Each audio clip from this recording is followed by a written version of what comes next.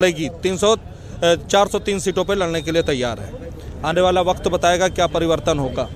देखिए, पहले तो मैं आपके माध्यम से बता दूं कि 1991 में सुप्रीम कोर्ट ने एक वर्डिक्ट दिया था जिसमें से अयोध्या को बाहर रखा गया था।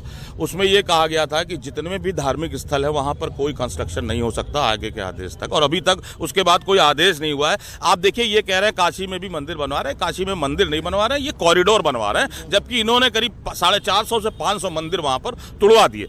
दूसरी बात, अब आप ये समझ लीजिए, जब इनको लगता है कि अब हम चुनाव नहीं जीत सकते, हम विकास के नाम पर लोगों को बेवकूफ नहीं बना सकते, हम विकास के नाम के प्रचार पर बंगाल की सड़कें और अमेरिका की फैक्ट्री नहीं दिखा सकते, तब इनको लगता है कि अब हमको बात करनी होगी मंदिर, मस्जिद, गोबर, गौमूत्र, शमशान, कब्रिस्तान की, क्योंकि इसके बगैर कोई चारा नहीं बचा है इनके पास। तो मैं आपको बहुत स्पष्टता से कहना चाह रहा हूं, अब इनकी ये हताशा दिखाती है। ये मंदिर मंदिर करेंगे, मस्जिद मस्जिद करेंगे, लेकिन मैं आपको बता दूं, और मैं किसानों का भी धन्यवाद देना चाहता हूं, पश्चिम में उन्होंने एक नारा दे दिया है, हर हर महादेव और अल्लाहू अकबर का, और यही नारा पूरे हिंदुस्तान में काम करेगा। हिंदू मुसलमान अब बंटने वाला नहीं है इस देश। ये बात मैं बहुत स्पष्टता से कहना चाहता हूं आपको।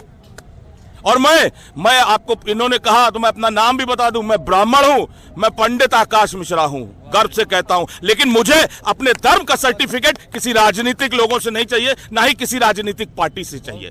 अगर मैं मंदिर जाता हूं तो वो मेरा बहुत ही व्यक्तिगत मसला है, और अगर ये मेरे मित्र हैं असद भाई, ये मस्जिद जाते हैं तो ये इनका बहुत ही व्यक्तिगत मसला है। हमें राजनीति और राजनेता चाहिए अपने अच्छे स्कूलों के लिए, अपने अच्छे अस्पतालों के लिए, अपनी अच्छी सड़कों के लिए, हमारी नालियां बचा रही हैं उसके लिए, हमारे लोग जो कोरोना में कितने मर गए। आप ये हिंदुत्व की बात करते हैं, हिंदू लोगों को दफनाया गया, किस तरीके से सबने देखा रेतों में, किस तरीके से सबने देखा कि हिंदू रीति रिवाज के अगेंस्ट में लाशों को गंगा में बहाया गया। सबने देखा किस तरह शमशान घाट पर जब लाशें जल रही थी तो योगी जी ने उसको सुधारने की कोई व्यवस्था नहीं करी, बल्कि उस पर टीन लगा दिया कि आने जाने वाले लोग शमशान घाट का जो दृश्य है वो ना देख सके। सबने देखा किस तरह लकड़ियों की कमी हो गई थी, सबने देखा कि किस तरीके से वहां वो जो दाह संस्कार करवाते हैं वो 25,000 50,000 दाह संस्कार करवाने का मांग रहे थे। तब कोई राजनेता, आप न कोई राजनीति किसी की मदद करने के लिए आगे आई। तो अब लोगों को ऐसी सरकार से उम्मीद है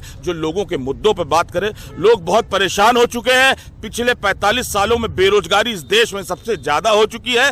और आप ये देख लीजिए, बहुत सारे लोग कहते हैं कि मोदी जी जब से आए हैं तब से इन्होंने कर्जा नहीं लिया। तो मैं आपको ऑन रिकॉर्ड बताना चाह रहा हूं, पूरा आजादी के बाद 2014 तक जितना कर्जा था, 2014 से 2021 तक उससे दुगने से ज्यादा देश पर कर्जा हो गया है। तो अब ये देशवासियों को निर्णय लेना है, क्या ऐसी सरकार चाहिए कि अगर ये 5 साल और आ जाए तो कटोरा सबके हाथ में हो, या इनको भगाना होगा, और शायद यही अब असली समय है इनको भगाने का। जिस तरह से कोविड काल की बात की, तो कोविड काल को लेकर जिस तरह से काम किया गया, प्रधानमंत्री भी तारीफ कर रहे हैं, वो कह रहे हैं विदेशों में उनकी तारीफ हो रही है कि किस तरह से इन्होंने कोविड पे कंट्रोल किया है। विदेशों में तो मैं आपको बता दूं, ये इनका जो प्रचार तंत्र है जो हजारों करोड़ रुपए से चल रहा है, और एक पैरेलल आप समझिए किस तरीके से, जिसका मुखिया अमित मालवीय है, उनका काम ही है, इन्होंने एक नई यूनिवर्सिटी क्रिएट कर दी है, व्हाट्सएप यूनिवर्सिटी, जिसमें इनका काम है झूठ बोलो, सुबह बोलो, शाम बोलो, रात बोलो, सिर्फ झूठ बोलो, सच का उसमें कोई नाम नहीं है। और मैं आपको बता दूं कि बहुत सारे हमारे बुजुर्ग जो सीधे लोग हैं जिन्होंने एंड्रॉइड अभी इस्तेमाल करना शुरू किया, वो कुछ भी देखते हैं व्हाट्सएप पर तो उनको लगता है कि शायद यही सच्चाई है। आज हम सबका काम होना चाहिए, जिनको जरा सा भी पता है कि ये सरकार क्या कर रही है, कि लोगों तक सिर्फ सच पहुंचाए तो ये अपने आप चले जाएंगे।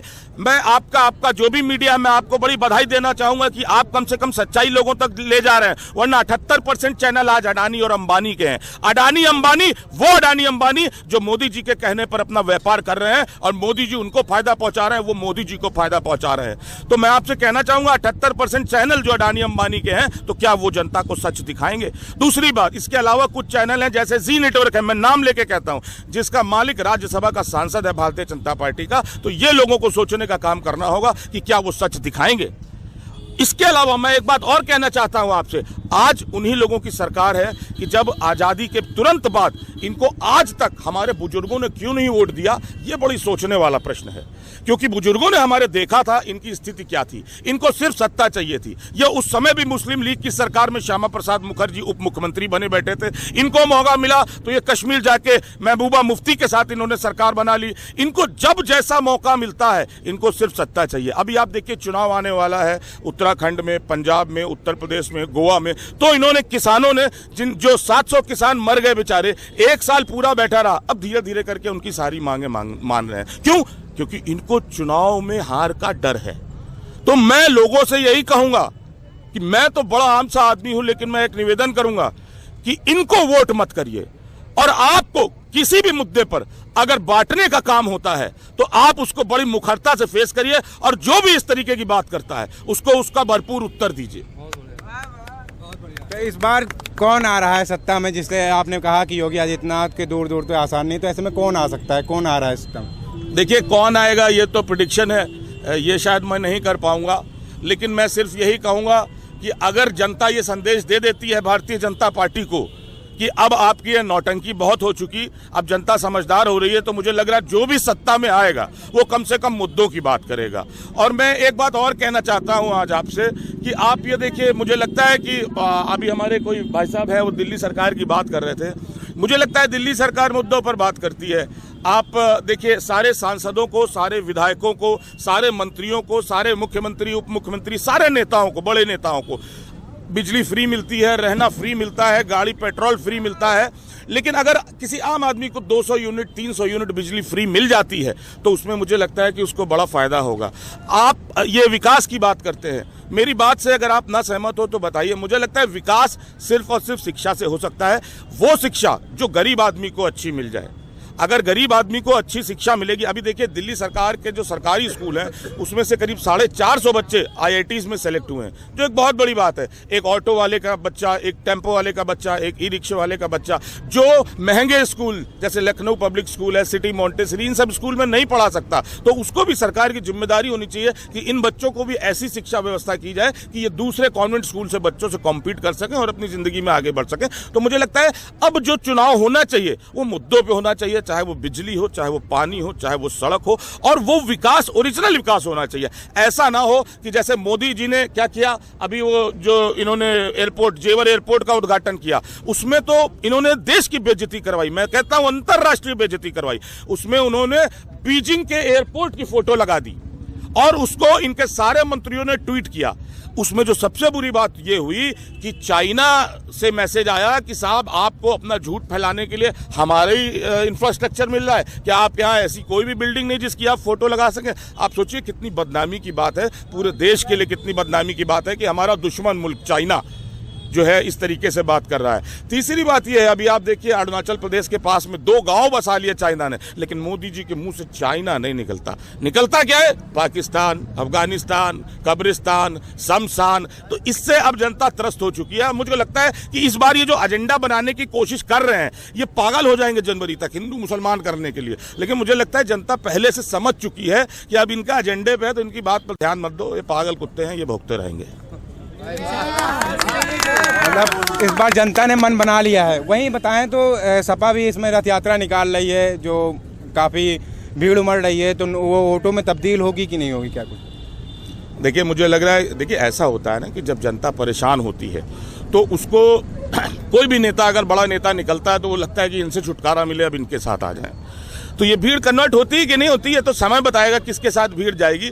लेकिन आज की जो स्थिति ये है कि जनता अब बदलाव चाह रही है, अब त्रस्त हो गई है। आप देखिए, पिछले चुनाव में मोदी जी ने कहा था कि आपको शमशान चाहिए कि नहीं चाहिए, भाइयों बहनों, चाहिए कि नहीं चाहिए। देखिए, कोरोना काल में जगह जगह शमशान बना डाला उन्होंने, जगह जगह हर गली मोहल्ले में शमशान बना दिया।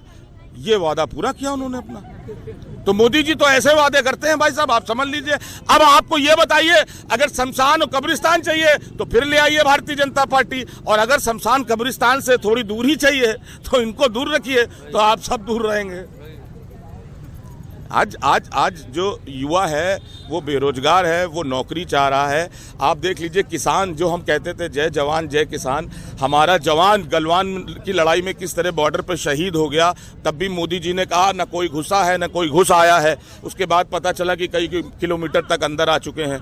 आज आप देखिए शिक्षक भर्ती घोटाला हुआ, 69,000 जो बेचारे बच्चे अभी उनको लाठियों से मारा गया अपना हक मांगने के लिए। अभी आप देखिए टीईटी परीक्षा, उत्तर प्रदेश की सरकार में ये 17वीं ऐसी परीक्षा है जिसके पेपर लीक हो गए। तो ये आखिर हो क्या रहा है? क्या मतलब है कि अब सारा जो उत्तर प्रदेश है वो टीका लगा के बस मंदिर में बैठ जाए, उसको खाने पीने, नौकरी, बीवी, बच्चे, स्कूल, कॉलेज कोई मतलब ना रह जाए। योगी जी आखिर चाहते क्या, करना क्या चाह रहे हैं? आप देखिए ये धर्म की बात करते हैं। सीएजी ने कहा अपनी रिपोर्ट में कि इन्होंने कुंभ मेले में घोटाला कर डाला, उसका इन्होंने कोई डिस्कशन नहीं किया। अरे ये कहते हैं मर्यादा पुरुषोत्तम राम, हम भी कहते हैं मर्यादा पुरुषोत्तम राम, लेकिन वो राम के नाम पे जो चंदा इकट्ठा हुआ वो चंदा भी ये खा गए। ये चंदा चोर है बेसिकली, राम के नाम पर इन्होंने चंदा खाया।